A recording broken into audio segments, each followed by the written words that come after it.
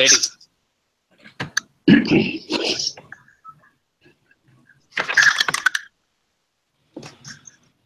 Om.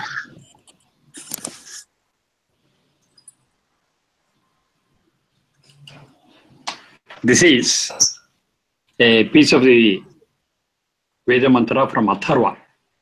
It says, Vrihi mattam,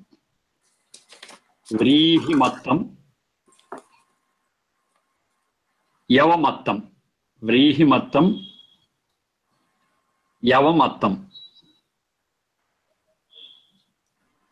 Vrihi is the name for rice. Yava is the name for wheat. Attam, adu bhakshane. Adu bhakshane. This is Atharva 6.140.2. 6.140.2. Piece of that. Now it has been an eternal debate between those who are vegetarians and those who are non-vegetarians. Non-vegetarians search for all sorts of explanations to continue their non-vegetarian food system. And I have no problem with vegetarians. Even the scientific aspects of vegetarianism and non-vegetarianism, the non-vegetarians want to turn a blind eye. Unfortunate. Just we shall recollect what I discussed earlier also about this vegetarianism and non-vegetarianism. Human beings by nature are compassionate. It's their basic nature. Compassion means to understand the pain and pleasure of others. It's possible for a human being, not for any other animal. They don't have such feelings. They work on just basic instincts. Nidra, ahara, bhaya, maithuna. Over. That's their life. That's an animal's life. But in the human being is different. Apart from the basic instincts, they do have certain other special features, mainly thinking, analyzing, imagining, and compassion. Only a person with compassion can be called as a human being. Otherwise, he's as good as an animal who gives prominence to what his tongue asks for to eat. That's a basic instinct. They restrict themselves to those basic instincts. Maybe they are in human form, but they are no better than animals. The words what I'm speaking may be hard, but that's a reality. Now I have got a compendium of knowledge, compendium of truth in the Vedas. They speak about all those things that are essential for improving the quality of living of human beings. How they should think, what should be their way of looking at things, perspectives, what they have to talk, how they have to talk, what they have to do, how they have to do. So many things are there, including the food system that human beings are supposed to adopt for themselves. Now this piece of the Veda mantra concentrates on that. It says, Vrihi. Vrihi means rice. Eat rice, eat wheat. One more question comes. It's a very simple question. Is that all? Should we eat only rice or wheat and nothing else? There are so many grains, so many pulses, so many cereals. Should we not? For that we say it is upalakshanam. Upalakshanam means the names what they have given are representative of a big group, big set, where all these things are there. So when you look at this upalakshana of rice and wheat, it clearly means that we have to eat grains and our food system has to be vegetarian. The human structure is fit for vegetarian food. It's very scientific, no problem at all to understand. Provided we have an open mind, provided we are not lured by non-vegetarian food. Digestive process. So if you compare the digestive process in a vegetarian animal and a non-vegetarian animal, the process involved in a vegetarian animal are many, whereas the process involved in a non-vegetarian animal is very less. The science. It's not my creation, it's not my opinion. And the digestive system, the digestive process in human beings is similar to that of a vegetarian animal. That itself is more than sufficient to prove that every human being is a vegetarian by nature. Eating something else and adopting the digestive system, that is a different issue. But that's by force, that's not natural. That's what is happening. So here they say, have vegetarian food. Eat rice, anything made out of rice. Eat wheat, anything made out of wheat, etc. It's a big set. Monocotyledons, dicotyledons, cereals, pulses, fruits, vegetables. All these come under this one category, and as a representative, they are spoken of only to eat rice and wheat. The essence of it is be a vegetarian, simple. How do you say? I got another piece of the Veda mantra. If I'm right, I have taught it. Krishincha sasyancha manushya upajivanti. Men live on, men sustain, basing on Krishincha sasyancha. Krishi is farming, agriculture, and sasyam is vegetation. They live on vegetation and farming and agriculture. That is the way of life. That is the sustaining force for all human beings. That's where their whole structure and the whole digestive system fit into it. So there are many such guidelines in the Vedas upholding vegetarianism. And non-vegetarianism is denounced because it doesn't stand to compassion. Simple. We will have our food at the cost of the life of another animal, which is abhorred, which is prohibited. They say it's very, very frightening to kill an animal and make our belly a source of energy creation as a burial ground. Our stomach is not a burial ground. It's a source where energy is generated. It doesn't happen in a burial ground. Plus, they have got so many prayers in Vedas where it says, let human beings, referred to as Dvipade, bipeds, with 2 legs, and Chatushpade with 4 legs. So that with 4 legs, he is a representative of all other non-human forms, animals, creatures, birds, insects, whatever you call. That's an upalakshana there. Let all human and those who are not in human form, but living creatures, let all of them be happy.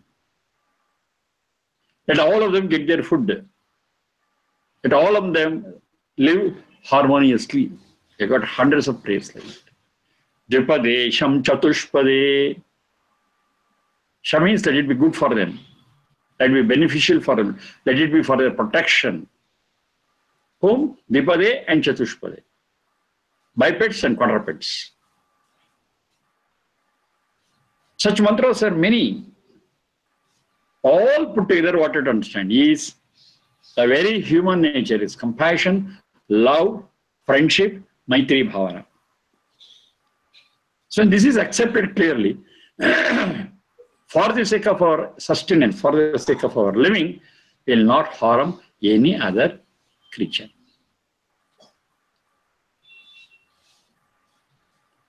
Priye matam, yavamatam. Let's eat rice, let's eat wheat. This is one point of looking at things. The other angle is, once again, this is not a new argument. If we have that vision and open mind, we can see it. The inputs, what they go for getting our food. Vrihi, yavam, fruits, vegetables, to grow them, the inputs required, or say it is X, in the form of labor, light, water, land, so many things. Say the cost of producing 1 unit of a vegetarian food is X, let me say. Now, to produce the same quantity of a non-vegetarian food, the inputs what we need is at least 10 times the input what we require. That's 10x. See? It is a misuse and abuse of natural resources. What could have been produced with X? The same thing we have to produce with 10x. It's mere waste. Not only that, if the same 10x would have been used for producing vegetarian food, it would have been sufficient for 10 times the people. That is, one who is involved in non-vegetarian food is grabbing the food of 9 other people who could have sustained another who could have lived that. It's utter cruelty. It's utter cruelty. Selfish. They want something which is suitable for their tongue at the cost of the living and sustenance of 9 other people.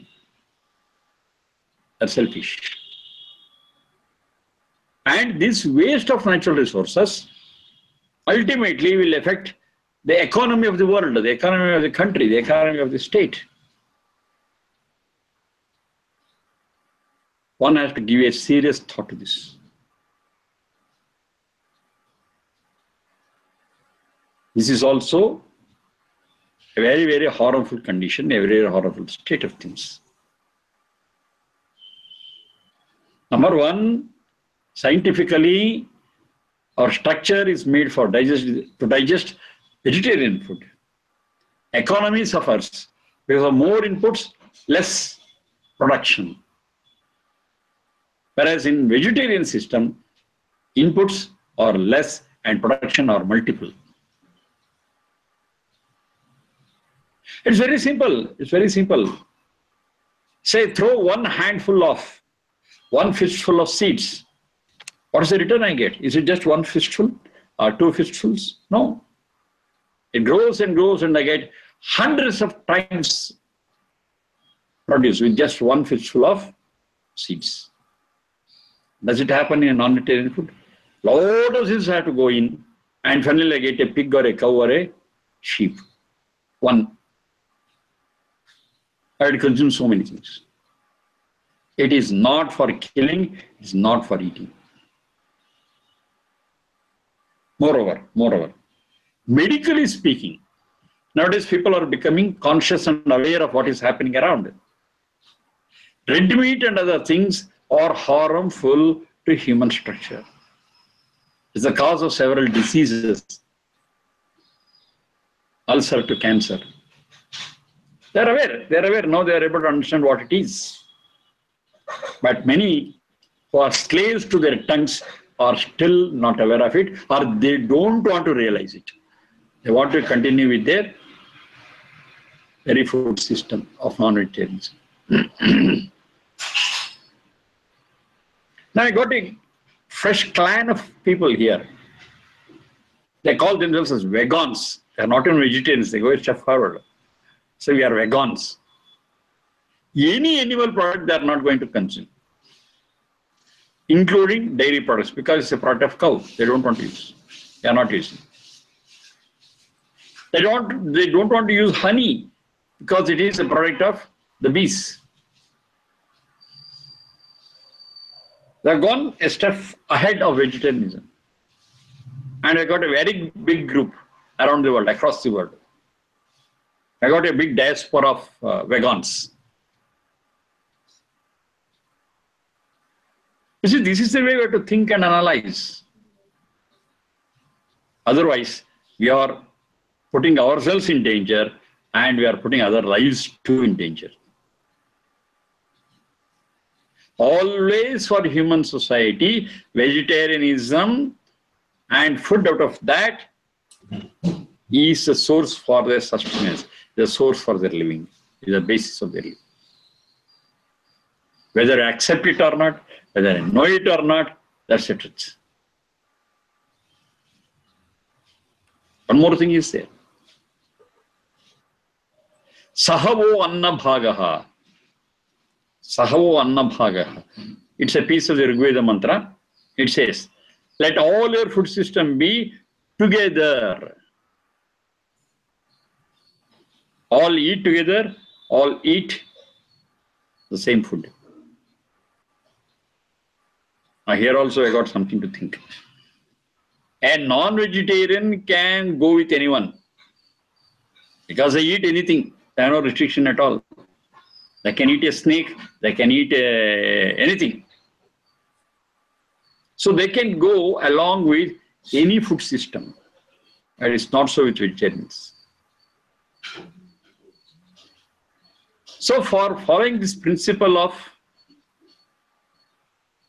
eating together, living together, and the same style of food, it's not that vegetarians become non-vegetarians, it is non-vegetarians become vegetarians. Then only we can all sit together and eat together. People converting themselves from vegetarian to non-vegetarian, as I said earlier, is scientifically not fit, economically not fit, and human quality also is not there. That's the other way around. That's non-vegetarians have become vegetarians, and all these things will be taken care of. They will not be a burden on the nature, natural resources. They are compassionate, and scientifically, that's the right food what we have to take. It takes care of our physical and mental health. Another thing is there, another perspective. It says, we are what we eat. Our thought processes are influenced by the food what we eat. It's a subtle science.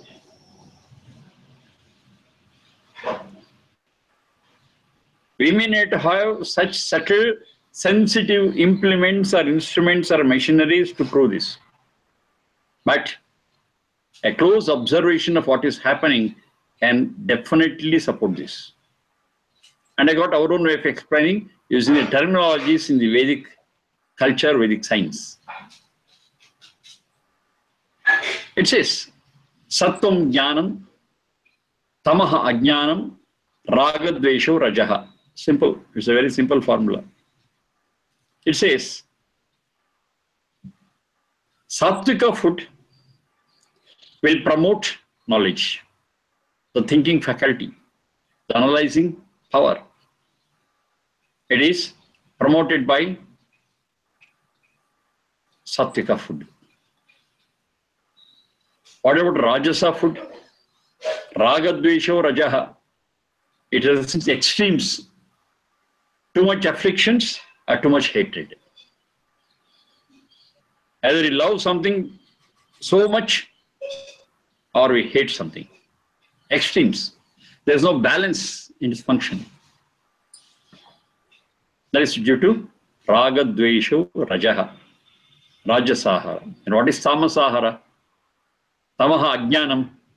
Inactive, lethargic, and never likes thinking. It believes in a famous statement, ignorance is bliss. Now, as a human being, which is suitable? Is it jnanam or ajnanam or extremes? Now, it's very clear for a human being with such a sophisticated brain, with such a developed brain, it is jnana which fits it best. So if you consider this brain as a hardware, the best software for it is jnanam. Ajnana doesn't fit, extremes also doesn't fit because it's imbalance. And how do you make this brain work? With the help of jnanam. Or jnanam is generated there. Jnanam is experienced there. the fuel what we need is sattvam, sattvic food. And sattvic food is this. Prihimattam, yavamattam. Krishincha sasyancha manusha upajivanti. Dvipadesham chatushpati. These are the guidelines which help us to concentrate more on sattvic food, to select sattvic food, to consume sattvic food, to grow sattvic food. And ultimately, this is jnanam, knowledge, wisdom. And this knowledge and wisdom is the only thing which helps a human being to live well, to improve the quality of their living. Nothing else.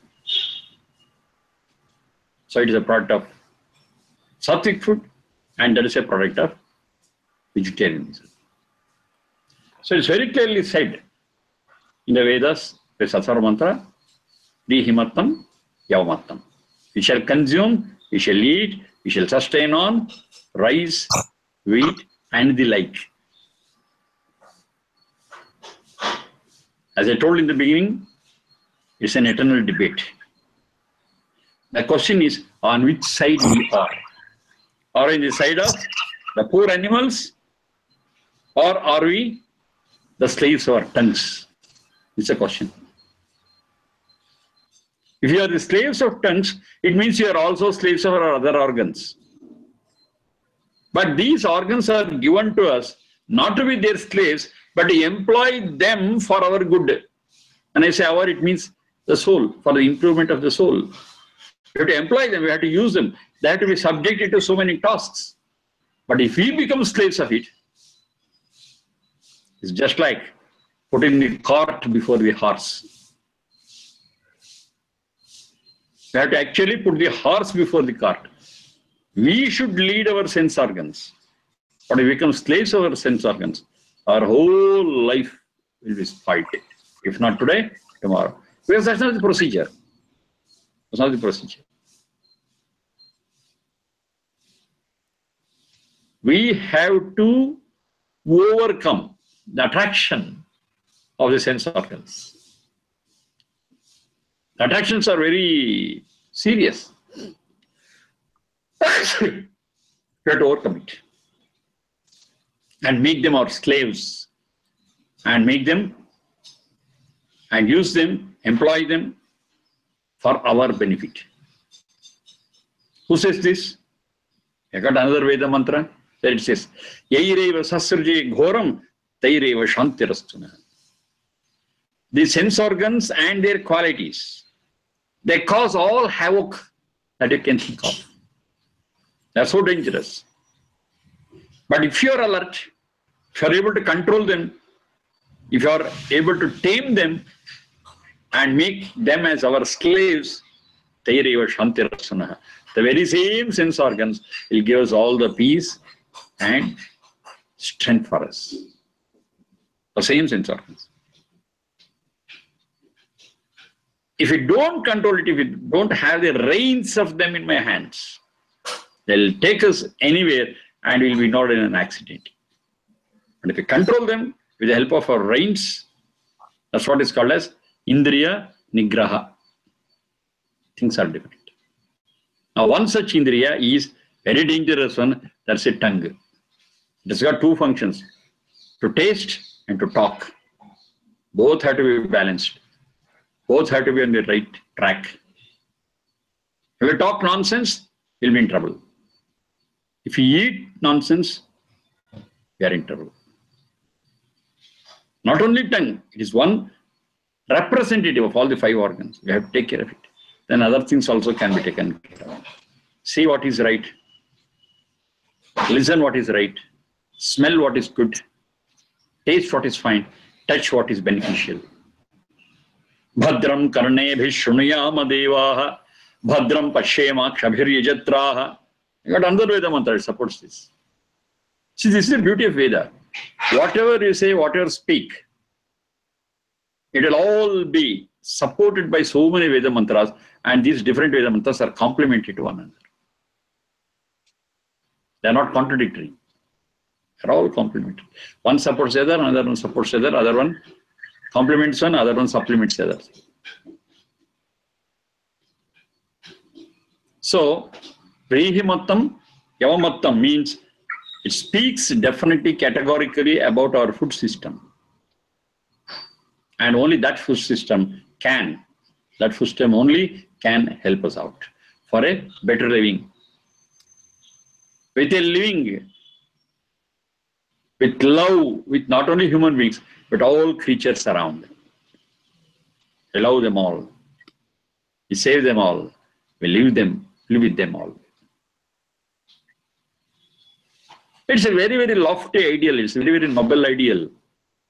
Fit for a human being. Only human being can lead such a life. No one else. No other animal on this planet can lead such a life. Only a human being. That is a human quality.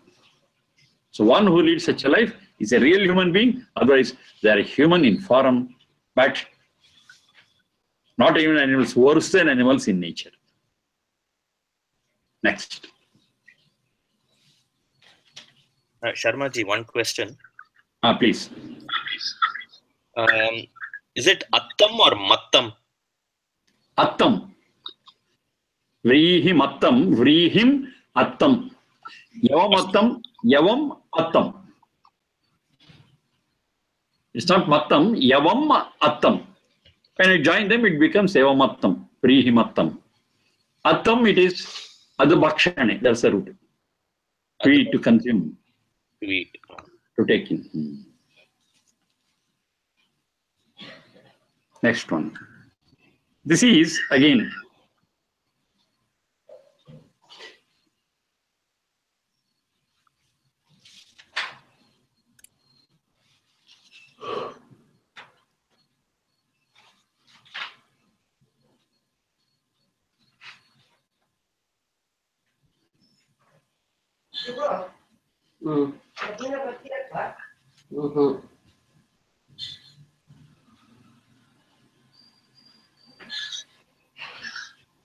one second.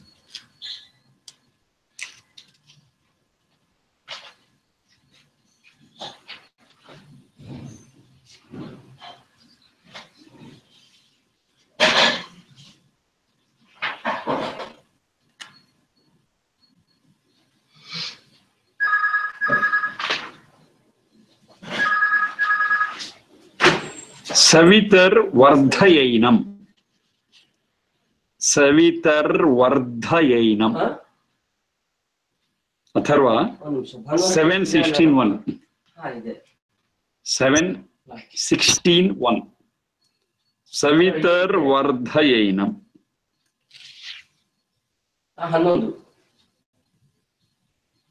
11 ಗಂಟೆಗೆ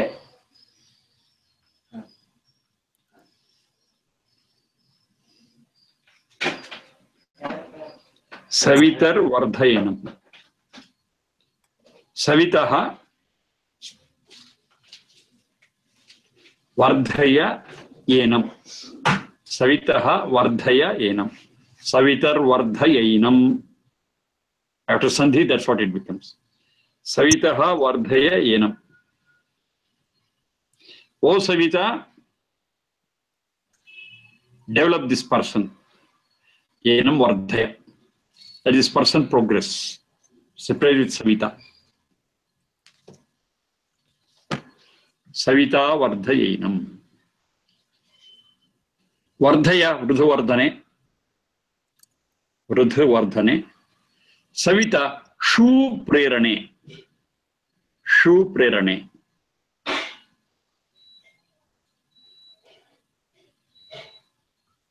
The motivating force is called as Savita.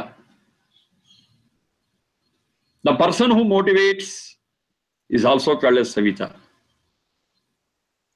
The power which drives the whole world is also called Savita. That is Satchidananda. The essence of it is Shu Prerane. That it motivates, that it prompts. That is Savita, Shu Prerane. Savitaha Vardhaya Yenam. It's a prayer. It's Savita. You see that this person is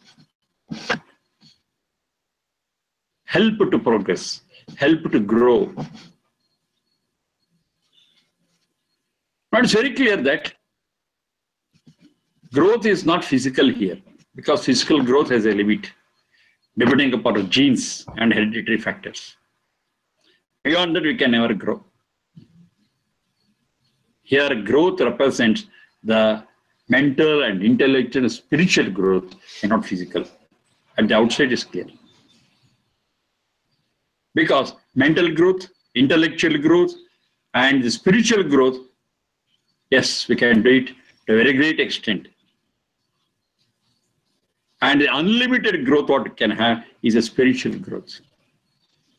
Even the mental and intellectual growth has got a limit, but not as less as the physical growth. It's beyond that, many times it. But still that too has got a limit. When it comes to spiritual growth, unlimited. More and more we work for it. More and more we strive for it. Yes, we get it. There's no limit for it.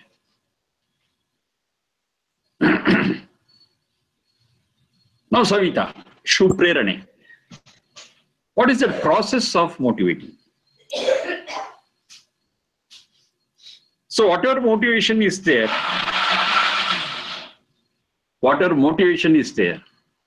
that motivation could be at several levels: physical, mental,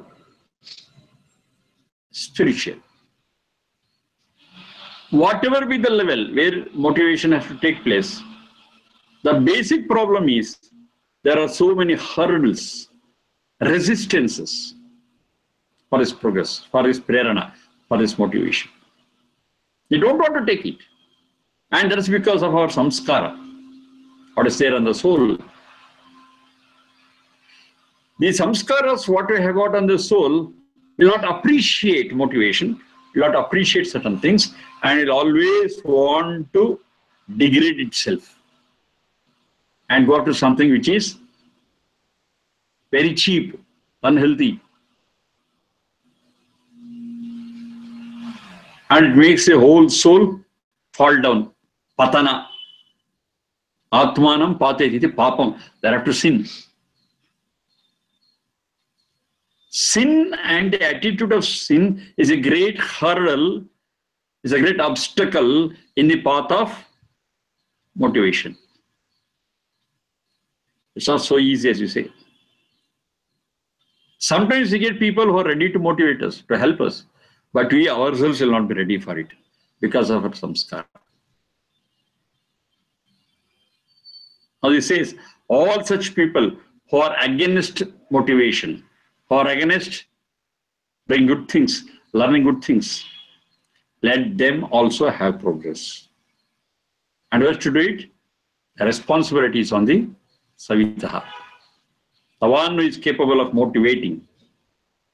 How they can motivate? They can explain them the process of motivation, the benefits of motivation, and what they have to involve in. Not only that, they themselves set an example. Not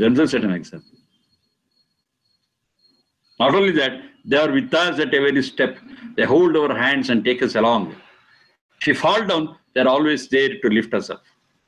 That's Savita. It's not just giving a lecture and getting off. No. Lecture, of course, is there. But in addition to lecture, they are also supporting the person to practice it, put it into practice, adopt it, progress, and at every step their assistance is readily available. And those people are called as Savita.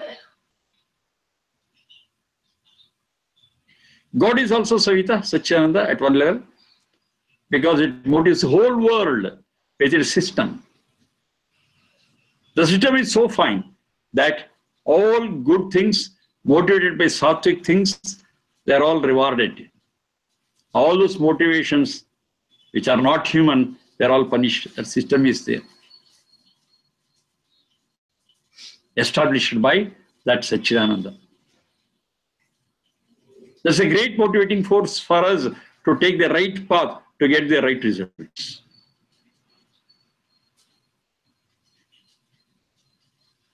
The sun, the inert sun, too is called as Savita. Because once the day breaks, everybody will become very, very active. And once it sets, yes, we all go to rest. So it is an activating force.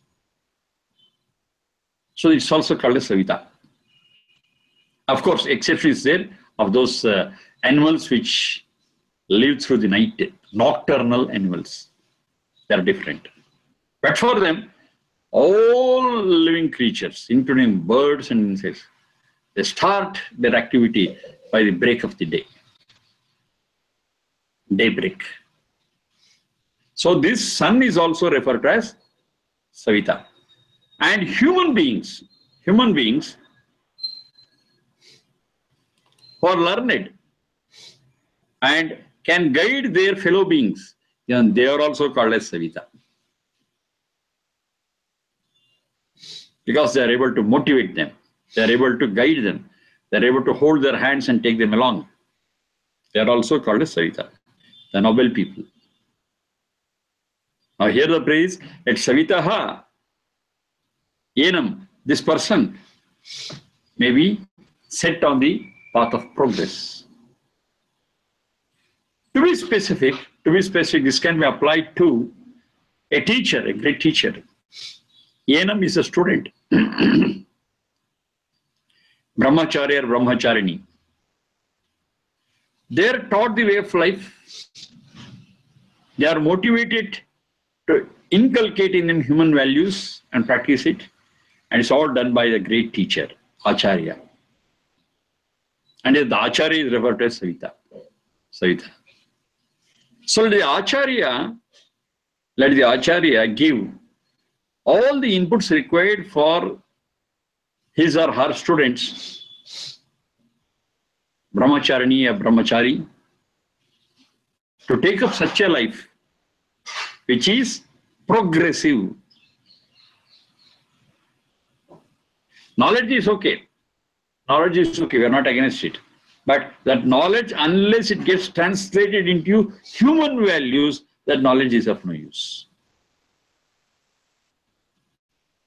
So to convert the knowledge what is gained into human values and practice a humanitarian way of life,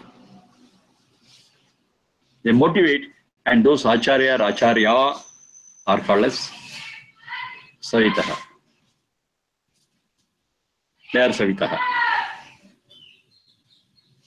Finally, what I want to say is, unless you are guided by someone who practice what they speak, and without their help, we cannot progress. Our progress is in choosing the right path and treading it, and to tread that path with all love and affection, dedication, devotion, whatever you call it. And all this is implanted in us by an Acharya. They can motivate us. And Acharya at one level, and then we got the sun, and we got the Satchidananda. So understand all this. Yes, we get motivated, we get energized, and we are able to take the right path towards our progress. This is what this means. Okay, other things we'll see in the coming sessions. Thank you very much. Namaste. ಧನ್ಯವಾದ. ಧನ್ಯವಾದ. Namaste.